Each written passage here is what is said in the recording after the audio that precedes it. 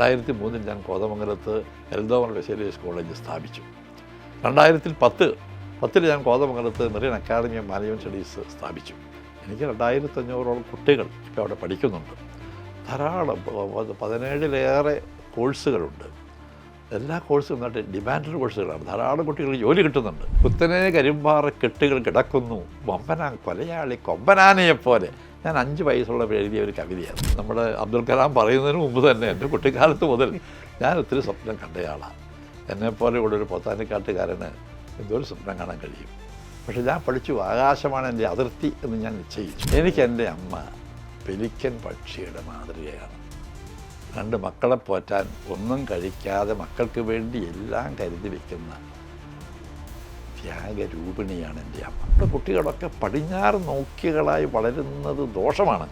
പൈസ ഇല്ല എന്നതിൻ്റെ പേരിൽ ഒരാൾ പഠിക്കാതിരിക്കേണ്ട എന്ന് ഞാൻ നിശ്ചയിച്ചിട്ടുണ്ട്. എൻ്റെ അടുത്ത് നിരുപാധികം പണമില്ലാത്തതിൻ്റെ പേരിൽ എനിക്ക് പഠിക്കാൻ കഴിയുന്നില്ല, എന്നെ സഹായിക്കണമെന്ന് പറഞ്ഞ് ഞാൻ സഹായിച്ചിട്ടുണ്ട്.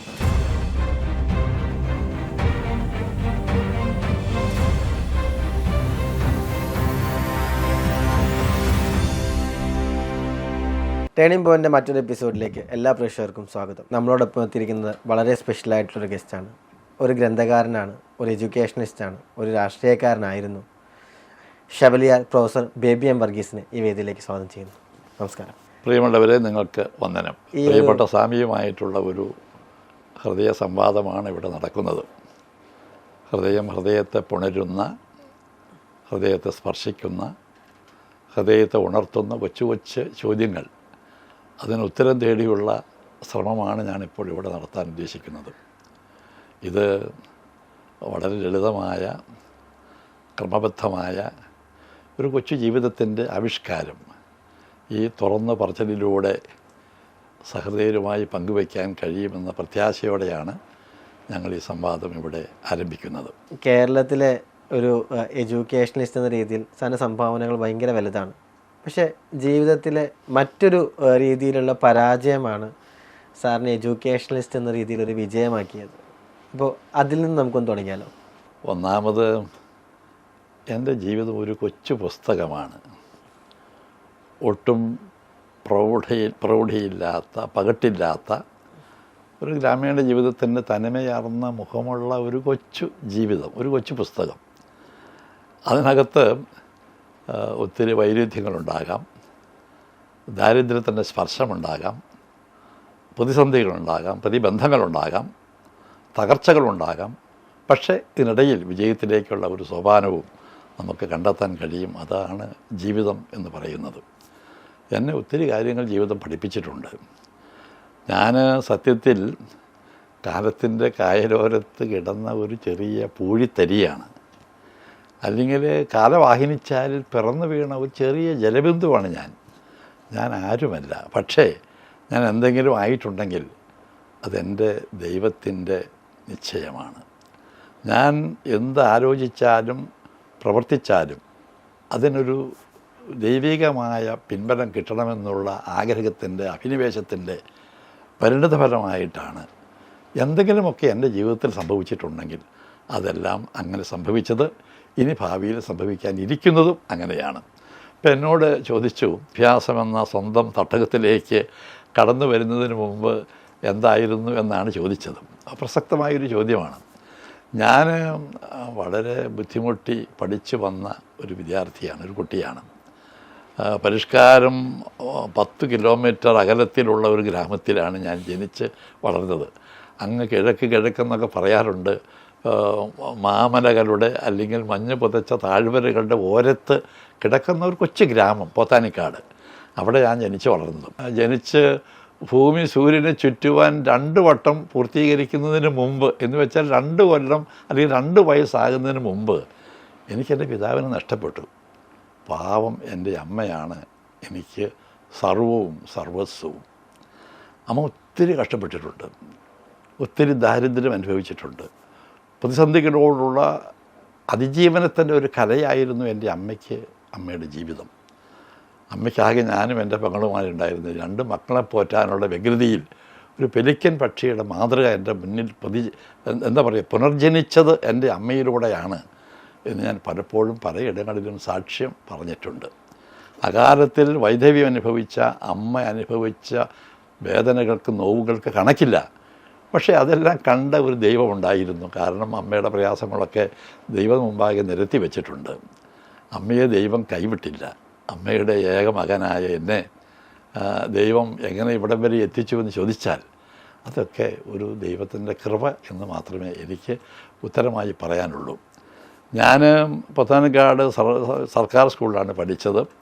അവിടെ തന്നെയുള്ളൊരു പ്രൈവറ്റ് സ്കൂളിൽ പഠിച്ചു. അത് കഴിഞ്ഞ് കോതമംഗലം മാർ അത്തനേഷ്യസ് കോളേജിലാണ് ഞാൻ ഡിഗ്രിക്ക് ചേർന്നത്. ഏത് കാലഘട്ടത്തിലായിരുന്നു ശരിക്കും? 1962 ഞാൻ അവിടെ പ്രീ യൂണിവേഴ്സിറ്റിക്ക് ചേർന്നു. ഒന്ന് ചോദിക്കുന്നത് കൊണ്ട് തോന്നുന്നത് കാരണം എന്ന് വെച്ചാൽ 1962 എന്നൊക്കെ പറയുമ്പോൾ കേരളത്തിൻ്റെ എഡ്യൂക്കേഷൻ രംഗം വളരെ പുറകിൽ നിൽക്കുന്ന ഒരു കാലഘട്ടം. അതെ, ചൈന ഇന്ത്യ ആക്രമിക്കുന്ന ഒരു കാലഘട്ടമാണ്. അപ്പോൾ അന്ന് ഈ ഒരു കോളേജിലൊക്കെ ചേരാനുള്ളൊരു എന്തായിരുന്നു?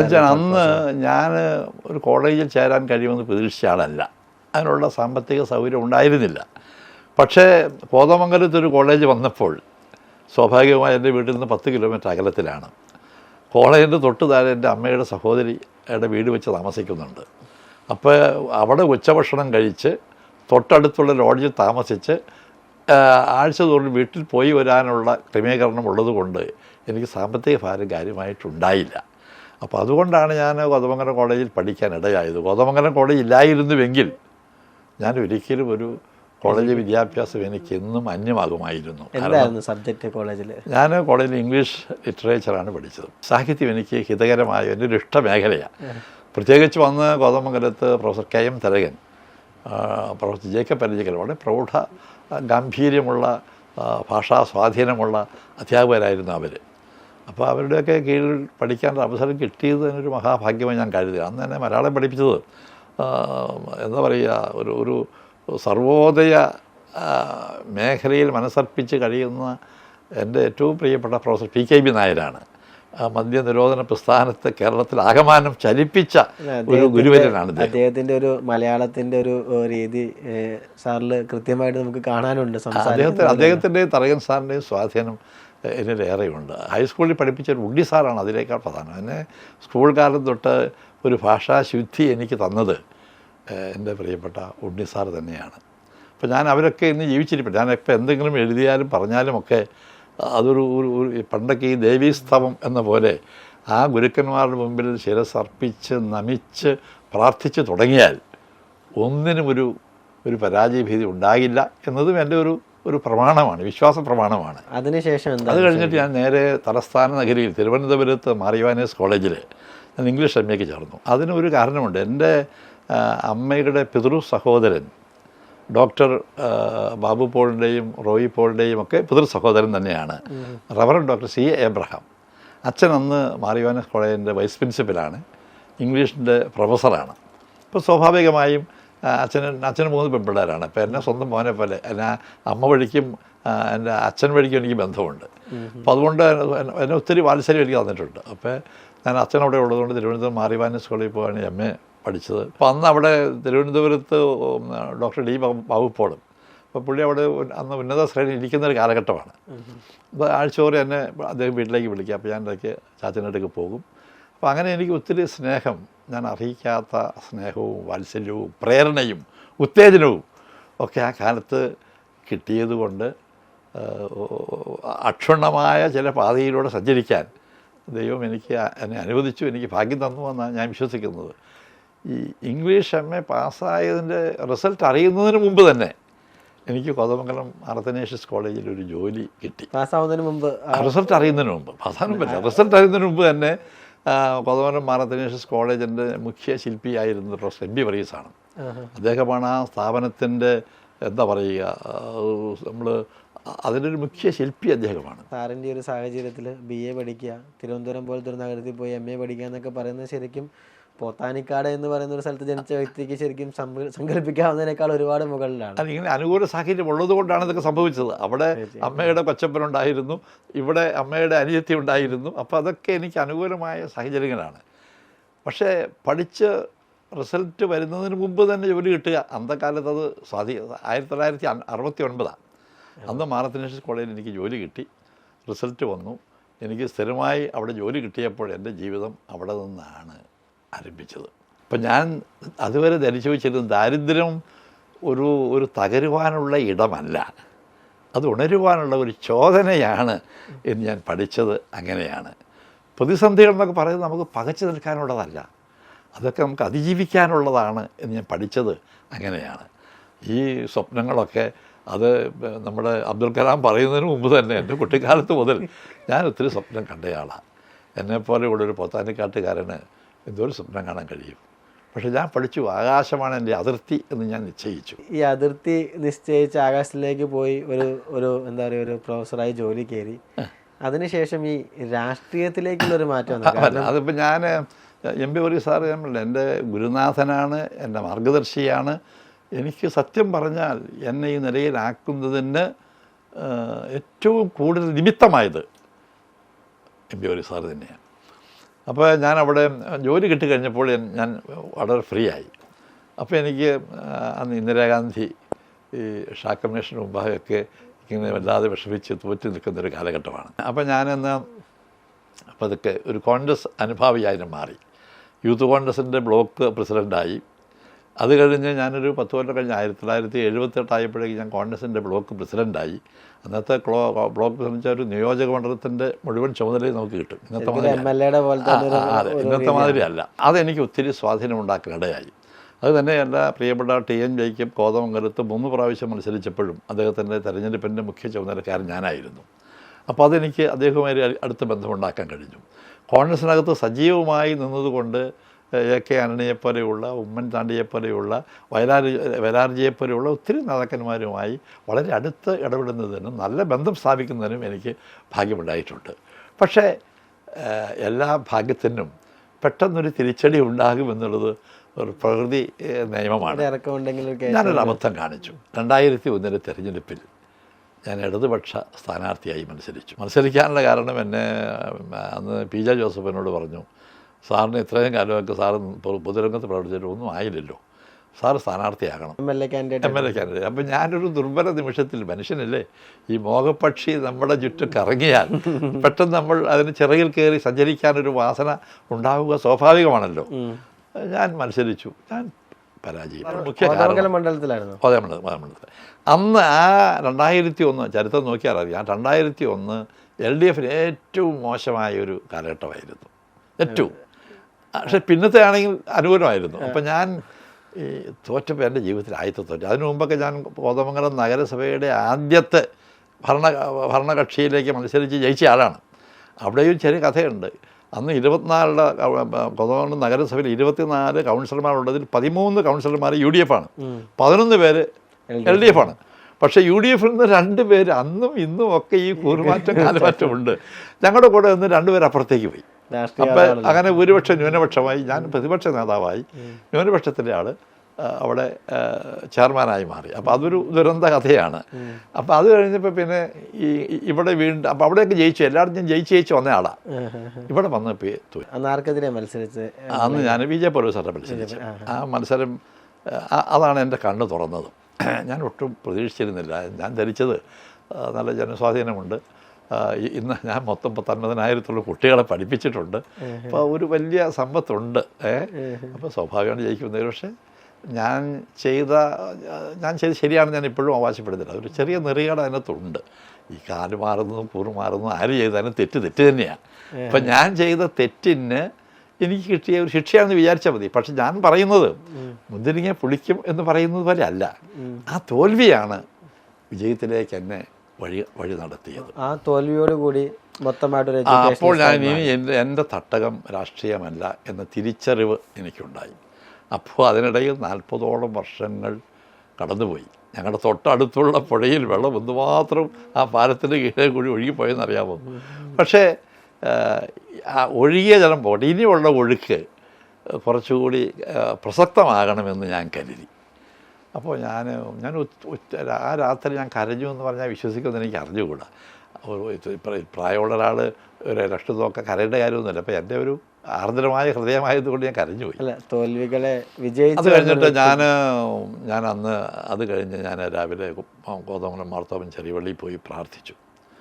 ഞാൻ പറഞ്ഞു, ഞാൻ ചെയ്ത തെറ്റിന് ശിക്ഷ കിട്ടി, ഇനി എനിക്ക് ജയത്തിൻ്റെ മാർഗം വേണം. അപ്പോൾ ഇതിലെ എന്ന് പറഞ്ഞ് എനിക്ക് കാണിച്ചു തന്നത് വിദ്യാഭ്യാസ മേഖലയാണ്.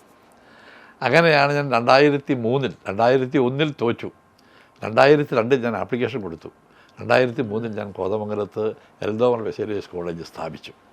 2010 ഞാൻ കോതമംഗലത്ത് Merin academy of management studies സ്ഥാപിച്ചു. ഞാൻ പോത്താനിക്കാട്ട് 4-5 ഏക്കർ ഭൂമിയുമായി കഴിഞ്ഞു വന്ന ആളാണ് ഞാൻ. പക്ഷേ കോതമംഗലത്ത് എൻ്റെ ദൈവം എൻ്റെ യാത്ര തുടരാൻ എന്നെ അനുവദിച്ചു, എന്നെ അനുഗ്രഹിച്ചു.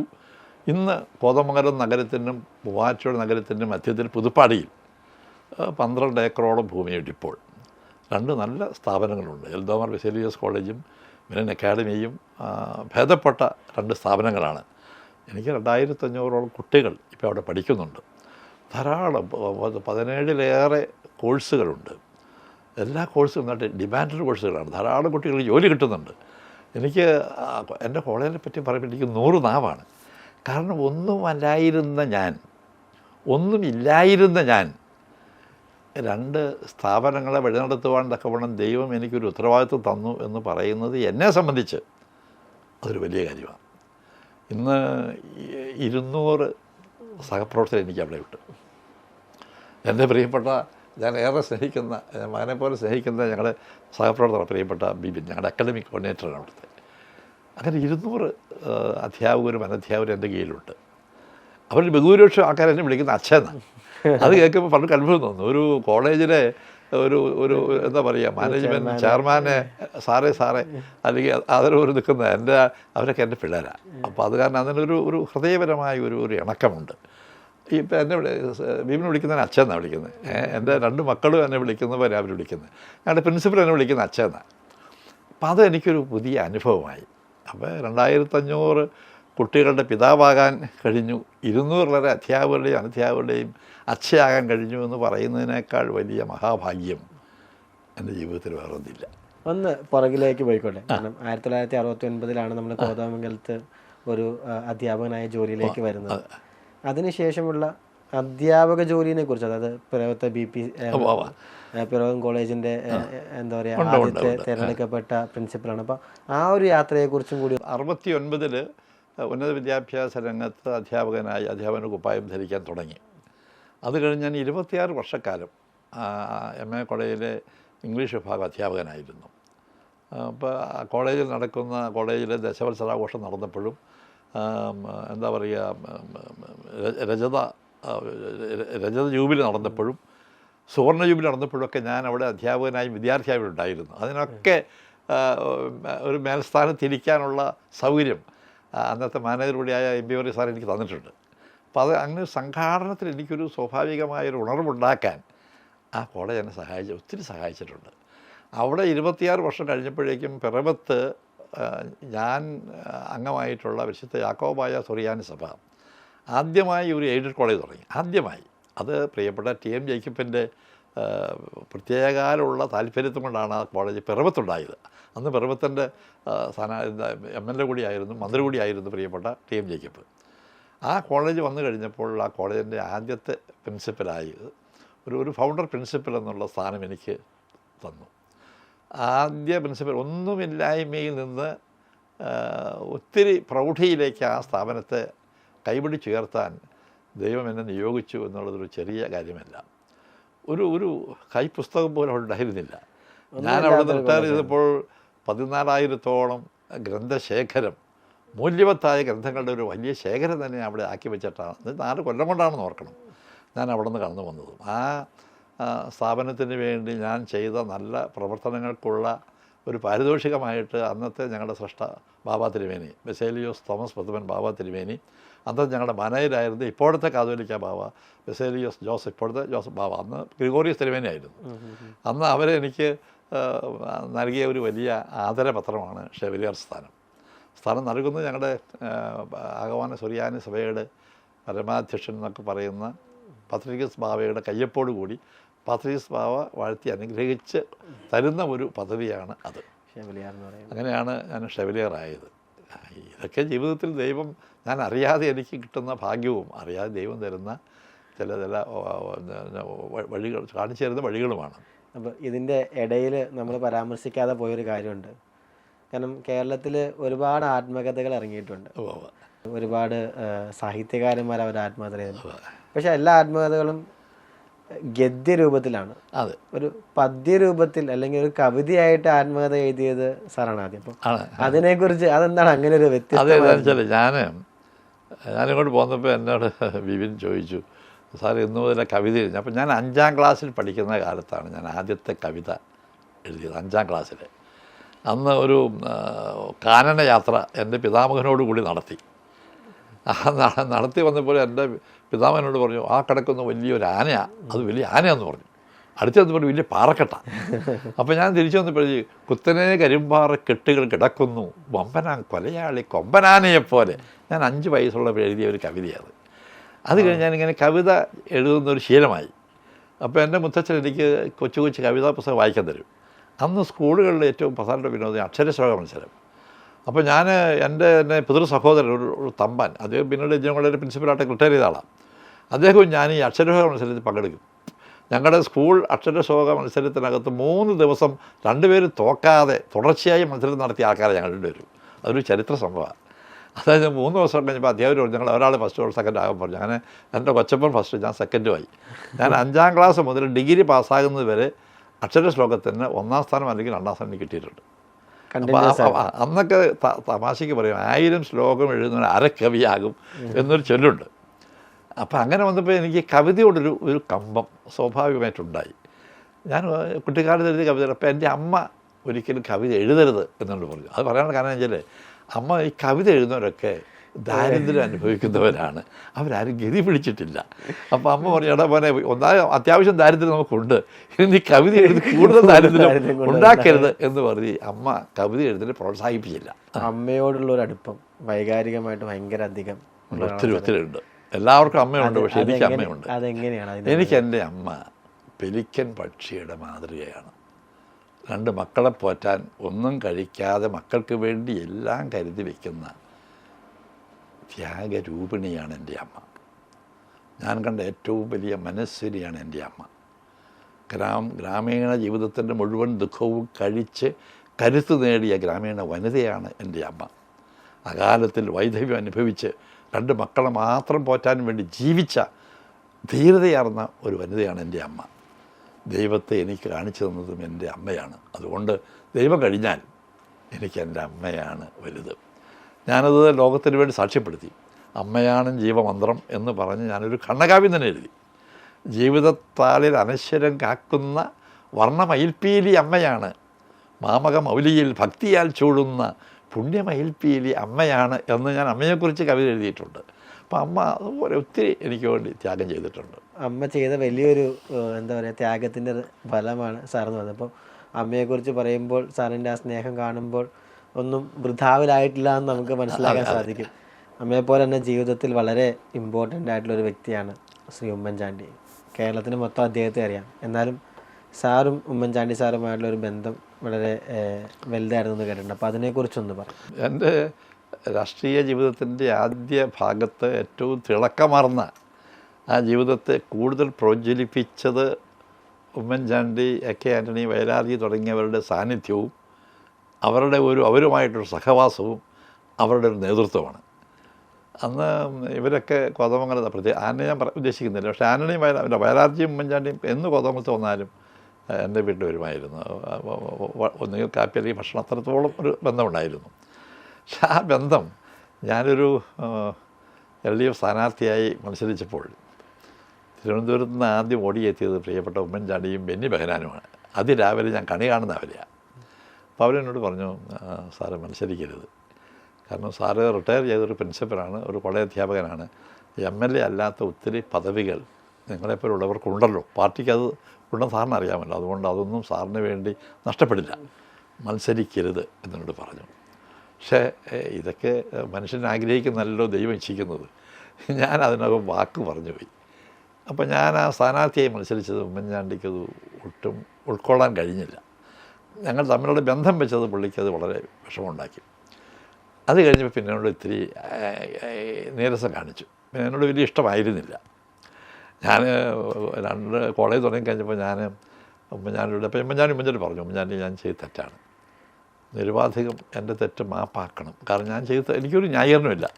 അങ്ങ് കാണിച്ച സ്നേഹത്തിന് ഞാൻ തിരിച്ചൊരു സ്നേഹം കാണിക്കേണ്ട ആൾ കാണിച്ചില്ല. ആ തെറ്റങ്ങ് പൊറുക്കണമെന്ന് പറഞ്ഞു.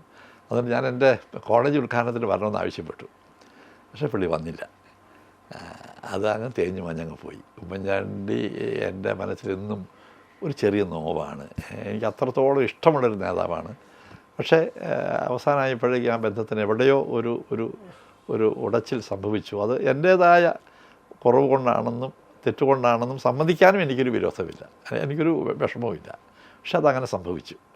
അതങ്ങനെ ഒരു ഒരു ഒരു ദുഃഖ സ്മൃതിയായി എൻ്റെ ജീവിതത്തിൽ അത് പിന്തുടരുമെന്നതിനൊരു സംശയമില്ല. വലിയ അടുപ്പുള്ളൊരു വ്യക്തിയുമായിട്ടുള്ളൊരു ബന്ധം അത് എന്തായാലും അങ്ങനെ തന്നെ ആയിരിക്കും. അതിന് എന്താ പറയുക, ഇനിയിപ്പോൾ ഒരു എന്താ പറയുക, കേരളത്തിൻ്റെ രാഷ്ട്രീയ ചരിത്രത്തിൽ ഇപ്പോൾ ഏറ്റവും വലിയൊരു ഓർമ്മിക്കപ്പെടുന്ന മുഖമാണ് ഉമ്മൻചാണ്ടി. അപ്പോൾ അദ്ദേഹമായിട്ടുള്ളൊരു ഓർമ്മ ചോദിച്ചു എന്നത് ആണ് ബേസിക്കലി. സാറ് എന്താ പറയുക, ദാരിദ്ര്യം എന്തെന്നറിഞ്ഞവന് പാരിൽ പരക്ലേശ ദുഃഖമുള്ളൂ എന്നാണ്. അപ്പോൾ ഈ കോളേജ് തുടങ്ങിയപ്പോൾ മുതൽ തണൽ എന്ന് പറയുന്ന ഒരു സംഘടന, അതിൻ്റെ ഒരു പ്രവർത്തനം, അതിൻ്റെ ഭാഗമായി ഗവർണറുടെ പുരസ്കാരം, ഒരു കാരുണ്യ പ്രവൃത്തിയിലേക്കൊക്കെ പോകാനുള്ള കാരണവും അതിനെക്കുറിച്ചും അതിൻ്റെ ആ ഒരു പ്രവർത്തനങ്ങളെക്കുറിച്ചും സാറിന് ലഭിച്ച അംഗീകാരങ്ങളെക്കുറിച്ചും ഒക്കെ ഒന്ന് വ്യക്തമാക്കുവാണെങ്കിൽ. ഈ ചോദ്യം വളരെ പ്രസക്തമായൊരു ചോദ്യമാണ്. പക്ഷേ ഈ ചോദ്യവുമായി ബന്ധപ്പെട്ട് മുഴുവൻ കാര്യങ്ങൾ തുറന്നു പറയുമ്പോൾ നമ്മൾ എന്തെങ്കിലും ഒരു നന്മ കാണിച്ചിട്ടുണ്ടെങ്കിൽ അത് ഒരു എന്താ പറയുക, അത് പരസ്യപ്പെടുത്തുമ്പോൾ അതിൻ്റെ ആ നന്മ നഷ്ടപ്പെടുമോ എന്ന ഭയം എനിക്കുണ്ട്. കാരണം ഞാൻ പറഞ്ഞില്ല, ഞാൻ ഒത്തിരി ബുദ്ധിമുട്ടി പഠിച്ച ആളാണ്. അത് ഞാൻ തുറന്ന് പറയുന്ന ആളാണ്. ആ ബുദ്ധിമുട്ടിൽ തന്നെ കരകയറ്റിയത് എൻ്റെ അമ്മയുടെ പ്രാർത്ഥനയാണ്. അതുപോലെ എൻ്റെ അമ്മയെപ്പോലെ തന്നെ എന്നെ സ്വാധീനിച്ചതാണ് എൻ്റെ സഹോദരി, ഏക സഹോദരി. ഹൈസ്കൂൾ ടീച്ചറായിട്ടാണ് ഒരുമിച്ചത്. അതുപോലെ നിതാന്തമായി എന്നെ കൈപിടിച്ചുയർത്തുന്നതിന് വലിയ സഹോദരി പങ്ക് വഹിച്ചിട്ടുണ്ട്. അപ്പോൾ സ്വാഭാവികമായിട്ടും എന്നെപ്പോലെ ബുദ്ധിമുട്ട് അനുഭവിക്കുന്നവർക്ക് എവിടെയെങ്കിലും ഒരു തണൽ കൊടുക്കണമെന്ന് ഞാൻ ആഗ്രഹിച്ചിട്ടുണ്ട്. അത് സ്വാഭാവികമാണ്. ആ തണൽ ഞാൻ എൻ്റെ ജീവിതത്തിൽ ഒത്തിരി പേർക്ക് പെൻഷൻ കൊടുക്കുന്നുണ്ട്. എൻ്റെ തുച്ഛമായ, അത് പറയുന്നത് ശരിയാണെന്ന് എനിക്ക് അറിഞ്ഞൂടാ, പറയുന്നത് ശരിയല്ല.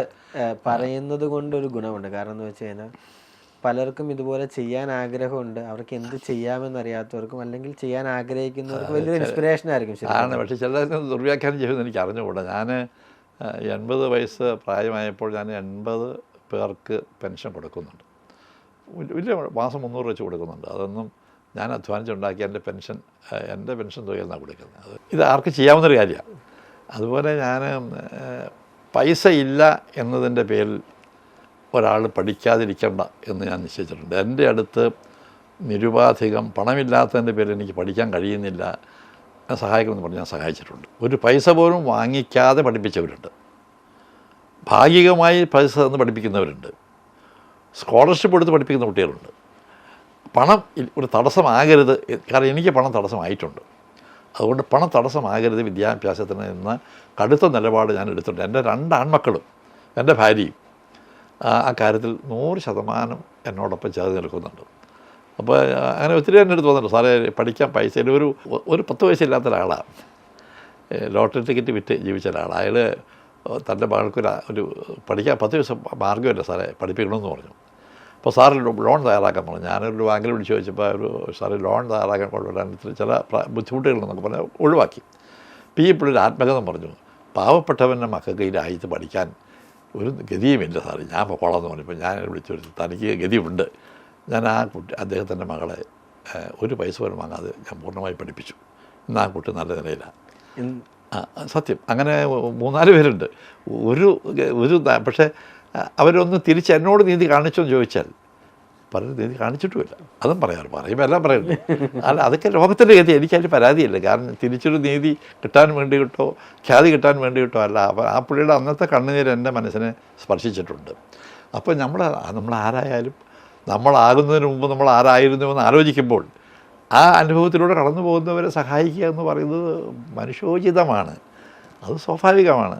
അങ്ങനെ ഞാൻ വലിയ വലിയ കാര്യങ്ങളൊന്നും ചെയ്തിട്ടില്ല. പക്ഷേ ഈ കൊച്ചു കാര്യങ്ങളിലൂടെ എന്താ പറയുക, വാക്കുകളിലൂടെ ഒരാൾക്ക് എന്തെങ്കിലും ഒരു ഇത്തിരി വെളിച്ചം കൊടുക്കാൻ കഴിയുമെങ്കിൽ അത് നല്ലതല്ലേ. ഞാൻ പറയുന്നില്ല, ഞാനിപ്പോൾ എൻ്റെ കുടുംബജീവിതമാണെങ്കിലും എനിക്ക് ദൈവം ഒത്തിരി അനുഗ്രഹം തന്നിട്ടുണ്ട്. ഞാൻ ഇന്നത്തെ രീതിയിലാണെങ്കിൽ സാധാരണ മക്കളൊക്കെ പറഞ്ഞാൽ അവർ അമേരിക്കയ്ക്കോ അല്ലെങ്കിൽ ഓസ്ട്രേലിയയ്ക്കോ അല്ലെങ്കിൽ ന്യൂസിലാൻഡിനൊക്കെ പോകുന്ന പ്രവണതയാണ്.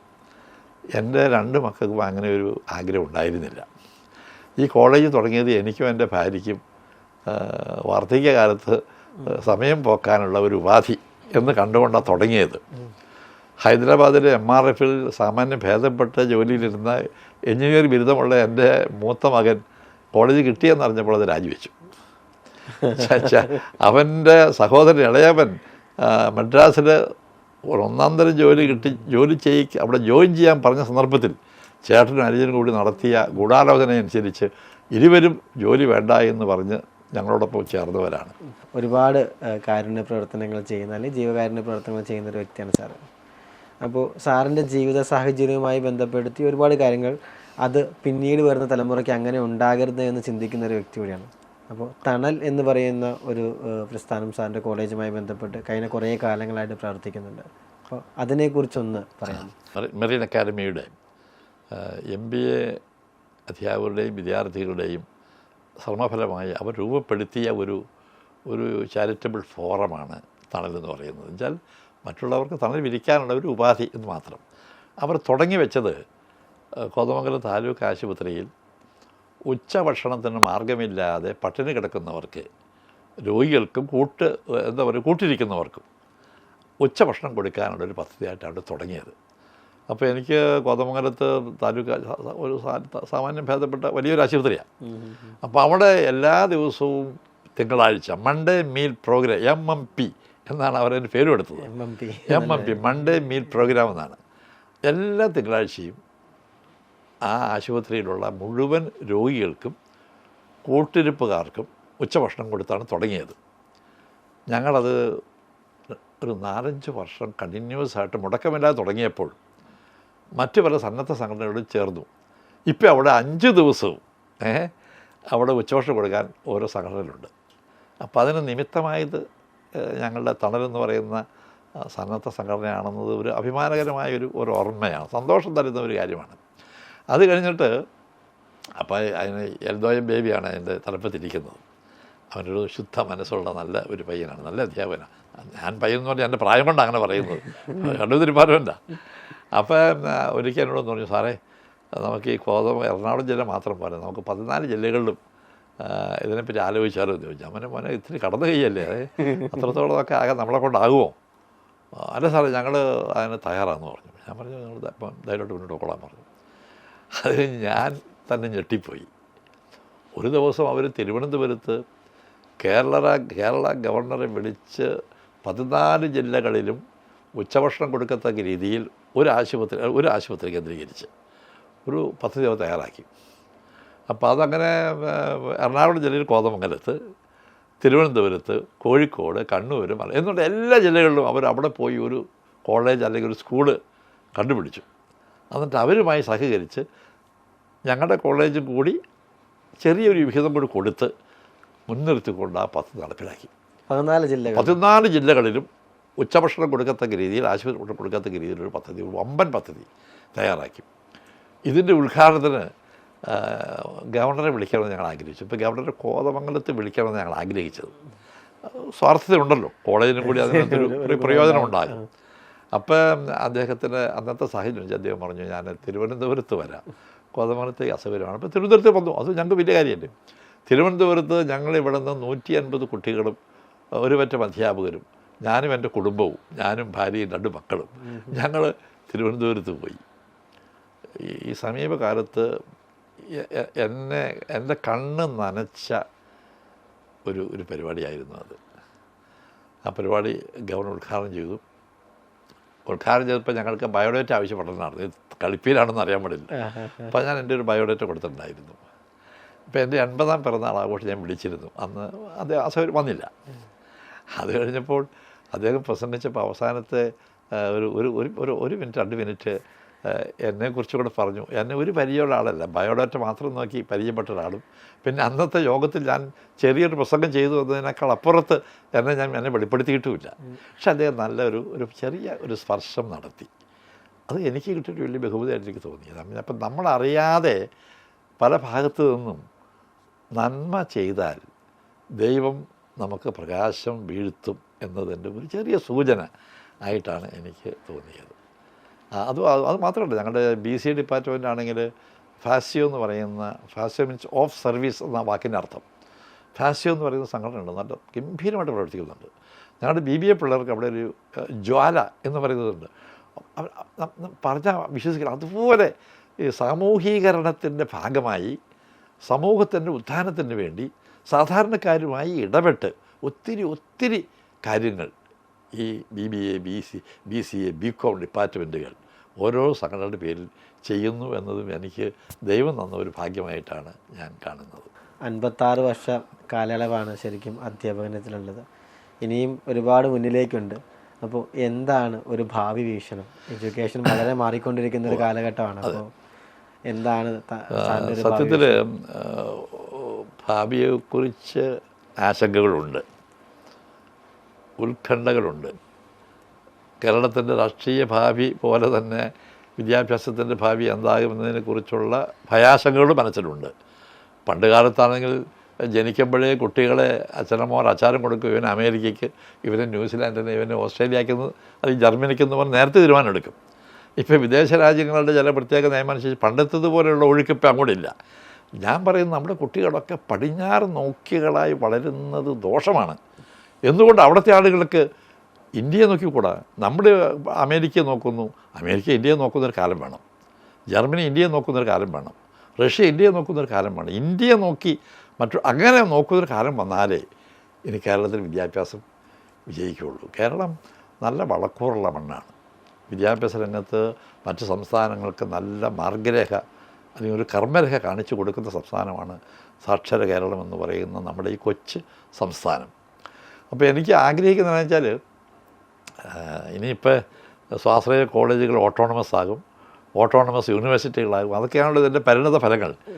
ഞാനും സ്വാഭാവികമായിട്ട് ആഗ്രഹിച്ചാൽ എന്നെ ആരും തെറ്റു പറയില്ല എന്ന് എൻ്റെ വിചാരം. എനിക്കും ഞാൻ ഒരു അധ്യാപകൻ 56, ഇപ്പം ഞാൻ 69 ആരംഭിച്ചതാണ്, ഇതിപ്പോൾ 57ാമത്തെ വർഷം. അപ്പോൾ ഞാൻ എൻ്റെ പിള്ളേരോട് പറഞ്ഞിട്ടുണ്ട്, മക്കളെ ഒരു ചെറിയ ഒരു ഓട്ടോണമസോ അല്ലെങ്കിൽ ഒരു സ്വാശ്രയ എന്താ പറയുക ഒരു ഡീം ടു ബി യൂണിവേഴ്സിറ്റിയോ ഒരു പ്രൈവറ്റ് യൂണിവേഴ്സിറ്റിയോ ഒക്കെ കൊതിക്കുന്നതുകൊണ്ട് അപകടമൊന്നുമില്ല. അതൊക്കെ ഇനി എൻ്റെ പ്രായത്തിന് യോജിച്ച ആഗ്രഹമല്ല. പക്ഷേ നിങ്ങൾ ഈ ആഗ്രഹം കൈവിടരുത് എന്ന് ഞാൻ അവരോട് പറഞ്ഞിട്ടുണ്ട്. അതുപോലെ ഞാനൊരു എഞ്ചിനീയർ കൂടെ ആഗ്രഹിക്കുന്നുണ്ട്. എൻ്റെ പിള്ളേർക്കും അതിനകത്ത് നല്ല താല്പര്യമുണ്ട്. ദൈവം അനുവദിച്ചാൽ, അനുഗ്രഹിച്ചാൽ അത് ഞങ്ങൾ നടപ്പിലാക്കും. പിന്നെ ശേഷിക്കുന്ന ഒരാഗ്രഹം എനിക്കൊരു ലോ കോളേജ്, എൻ്റെ ഒരു പണ്ടുകാലം മുതലുള്ള ഒരു ആഗ്രഹമാണ്. അത് ഇന്നത്തെ ലാഭകരമെന്നാണ്. വിദ്യാഭ്യാസം എല്ലാം ലാഭകരമാകാനല്ലല്ലോ എന്ന് വെച്ചാൽ ലാഭം വേണ്ടാന്ന് ഞാൻ പറയുന്നില്ല. ഞാൻ അങ്ങനെ വലിയ പുണ്യവാളാണെന്നൊന്നും പറയുന്നത് ശരിയുമല്ല. പക്ഷേ ഞാൻ ഒരുപാട് കൈയിട്ട് വാരിയിട്ടില്ല. അങ്ങനെ ഒരുപാട് ഭിക്ഷാപാത്രങ്ങളോ ഞാൻ ഉടച്ച് കളഞ്ഞിട്ടില്ല. പക്ഷേ ചോദിക്കുന്നതൊക്കെ തരുന്നൊരു ദൈവമുണ്ട് എന്ന് എനിക്ക് ബോധ്യമുണ്ട്. അപ്പോൾ ചോദിക്കുന്നതൊക്കെ തരുന്ന ദൈവം ഉള്ളപ്പോൾ ദൈവം ആഗ്രഹിക്കുന്ന പോലെ ചില കാര്യങ്ങൾ ചെയ്യാനും നമുക്ക് ബാധ്യതയുണ്ട്. അപ്പോൾ ഞാൻ എൻ്റെ പിള്ളേരുടെയൊക്കെ അത് പറയാറുണ്ട്. ഞാൻ നിങ്ങളെ സഹായിച്ചാൽ, നിങ്ങൾ ഞാനൊരു കുട്ടിക്ക് ഫീസാനുകൂല്യം കൊടുത്താൽ നിങ്ങൾക്ക് ജോലി കിട്ടുമ്പോൾ ഒരു കുട്ടിക്ക് ഫീസാനുകൂല്യം കൊടുക്കാനുള്ള സൗകര്യം ചെയ്തു കൊടുക്കണം. അങ്ങനെ ഇതൊരു ചെയിൻ പോലെ, അങ്ങനെ ഒരു ചങ്ങല പോലെ ഇത് വളർന്നാലേ അനേകർക്ക് ഇതിൻ്റെ പ്രയോജനം കിട്ടും. അപ്പം അങ്ങനെ ഒരു ഭാവിയിൽ ഒരു യൂണിവേഴ്സിറ്റിയോ ഒക്കെ, ഒരു എൽദോമർ ബെസേലിയസ് യൂണിവേഴ്സിറ്റിയോ അല്ലെങ്കിൽ ഒരു മെറിൻ യൂണിവേഴ്സിറ്റി എന്നൊക്കെ പറയാനെങ്കിലും ഒരു സുഖമുള്ളൂ. സ്വകാര്യമായിട്ട് ഞാനത് പറയാറുണ്ട്.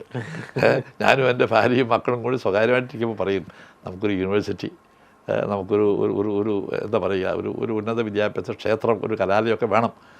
അങ്ങനെയൊക്കെ ആഗ്രഹിക്കുന്നുണ്ട്. അതിലൊന്നും ഒരുപാട് അബദ്ധമൊന്നും ഞാൻ വിചാരിക്കുന്നില്ല.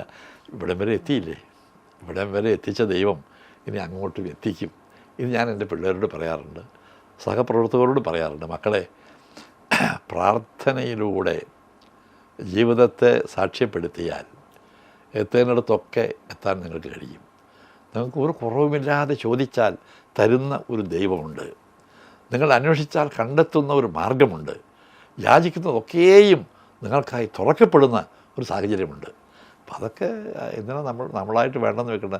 ചിറക് വിരിച്ച് പറക്കണം, പറന്ന് ആകാശത്തോളം പറക്കണം. അല്ലാതെ അപ്പോഴാണ് ഇതെല്ലാം നമ്മുടെ കാൽക്കീഴിൽ തോന്നുകയുള്ളൂ. അതൊന്നും മോഹിക്കുന്നതും ആഗ്രഹിക്കുന്നതും ഭരണഘടനയിൽ അതിന് വിരുദ്ധമായിട്ടൊരു നിയമമില്ല. ഭരണഘടന അനുസരിച്ച് നമുക്ക് എന്തും ആഗ്രഹിക്കാം, എന്തും മോഹിക്കാം. പക്ഷെ നമ്മുടെ ആഗ്രഹവും മോഹവും മറ്റുള്ളവരെ തളർത്തരുത്. അന്യജീവനൊതുക്കും സ്വജീവിതം ധന്യമാക്കാനുള്ള സംരംഭം, അതാണ് വലുത്. അതിന് വിദ്യാഭ്യാസമാണെങ്കിൽ, രാഷ്ട്രീയമാണെങ്കിൽ, സാമൂഹിക സേവന സരണികളാണെങ്കിൽ, ഏതാണ് ജീവിതത്തിന് വേണ്ടി നാം തിരഞ്ഞെടുക്കുന്ന മാർഗമെങ്കിൽ ആ മാർഗം അന്യജീവനൊതുക്കും സ്വജീവിതം ധന്യമാക്കാനുള്ള ഒരു ഉപാധിയായി മാറണം എന്നതാണ് എനിക്ക് നൽകാനുള്ള സന്ദേശം. ദൈവം അനുഗ്രഹിക്കട്ടെ എന്നതാണ് എൻ്റെ പ്രാർത്ഥന. നമ്മൾ ഇത്രയും നേരം കേട്ടുകൊണ്ടിരുന്നത് വളരെ സംഭവബഹുലമായ അദ്ദേഹത്തിൻ്റെ കഥയാണ്. നമ്മൾ ഇൻട്രൊഡക്ഷനിൽ പറഞ്ഞു അദ്ദേഹം ഒരു ഗ്രന്ഥകാരനാണ്, ഒരു എഡ്യൂക്കേഷണലിസ്റ്റാണ്. പല രീതിയിലുള്ള പല വിശേഷങ്ങളും നമ്മൾ അദ്ദേഹത്തിന് ചേർത്തെങ്കിലും ഇൻ്റർവ്യൂ കഴിയുമ്പോൾ എൻ്റെ മനസ്സിൽ അദ്ദേഹം നല്ലൊരു മനുഷ്യനാണ്.